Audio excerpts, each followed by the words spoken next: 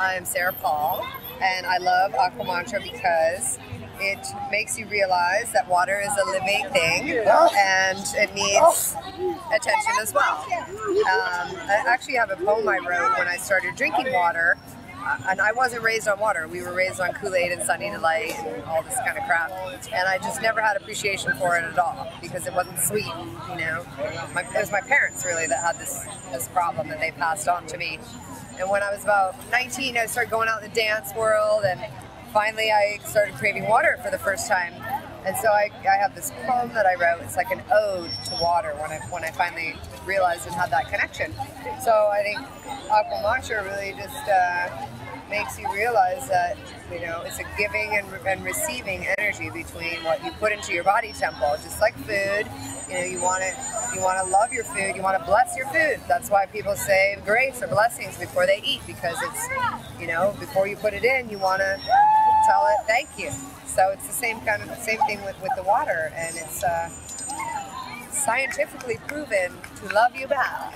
The artwork, the design, that too, the fact that, you know, you took the extra step to create a beautiful atmosphere around the water just makes you look at it and appreciate it more. And we as people, I think, have lost our appreciation for water in so many ways. Not only the water that we drink, but the oceans, you know, you see all this pollution at the beach and cigarettes and things like that.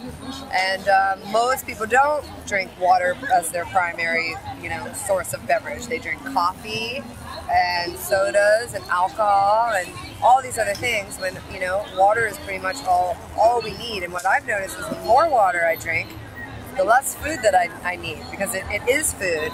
And I've been trying to teach my daughter that, my 7-year-old, and it took her a while. Because we've been taught that food is something solid and that, you know, that this is what food is. But really, this is food too. And so we need to bless it. And I love you. You know, in this situation with the water and the water industry, I feel, you know, I've just recently saw this movie called Flow, For the Love of Water, and they talked about the privatization of water, which the movie made me cry, and I was really upset, and I'll never buy another Nestle water. Nestle owns Arrowhead, Perrier, San Pellegrino, Poland Springs, Deerhead Park. They have like 120 brands of water.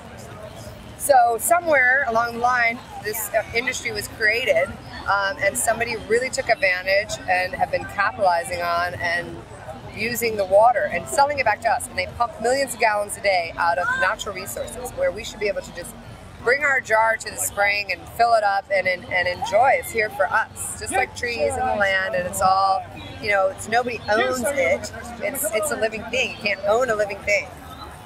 So what I've come to be involved in my life is creating community that supports local agriculture, local businesses, small companies, so that our money isn't going towards those big businesses. So I have a company, CSA California, and we support local organic farmers, and we sell bags of produce at elementary schools, and we give them part of the proceeds for their garden. So it's all a local thing. It's a local program. So like what you've done is taken water to a whole nother level that hasn't really been done before, where, you know, it's and people should support that, should support the small guys, somebody that's saying, hey, water is not just something that we should put in any old plastic bottle that's going towards Coca-Cola Company or Pepsi or Nestle or one of these companies that already has millions of dollars that's really taking advantage of the people. We should put our dollars towards somebody that's creating another way, which is what CSA is, which is what AQUAMANTRA is, and a lot of other companies here at the Earth Fair, San Diego 2010. Woo!